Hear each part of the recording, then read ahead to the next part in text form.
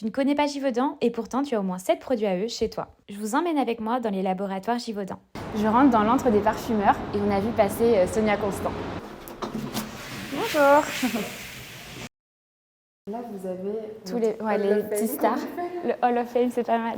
Vous avez plusieurs types de parfumeurs. Là, on est avec les parfumeurs fine, donc les parfumeurs de vos parfums. Et il en existe 40 au global chez Givaudan. Il existe également des parfumeurs pour les arômes, pour les produits du quotidien, comme la lessive par exemple. Ici à Paris, vous avez 20 parfumeurs, donc il y a également 20 assistants parfumeurs qui les aident au quotidien. Givaudan a aussi des milliers de matières premières, c'est vraiment une caverne d'Ali Baba, c'est le paradis. C'est trop bien, n'empêche, c'est vraiment génial. De la bergamote d'Italie. Et je pense que c'est bergamote de Calabre, ça sent super bon.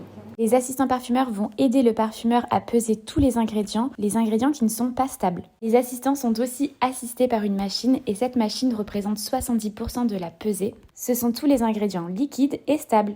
Quand la machine a fini de peser les matières premières liquides, elle envoie aux assistants parfumeurs un bécher. Et ensuite, il va aller sur sa paillasse, sur son ordinateur, et il va voir inscrit en rouge toutes les matières premières qui n'y sont pas, et il va les ajouter manuellement. Mais c'est vraiment incroyable. Ah ouais, je suis trop contente.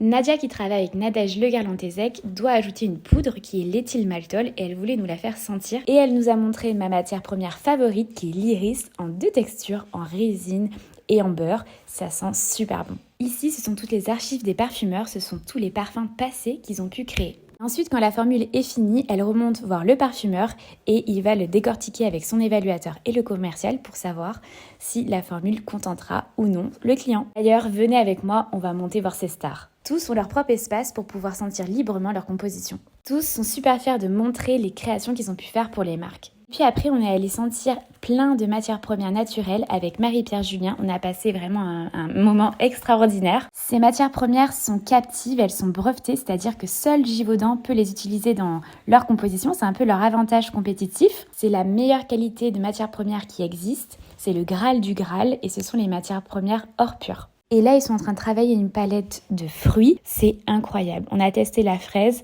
Vraiment, on a l'impression de croquer une fraise. Et regardez-moi leur vue. Ils sont entre la Tour Eiffel et l'Arc de Triomphe. C'est vrai qu'ils ont de la chance.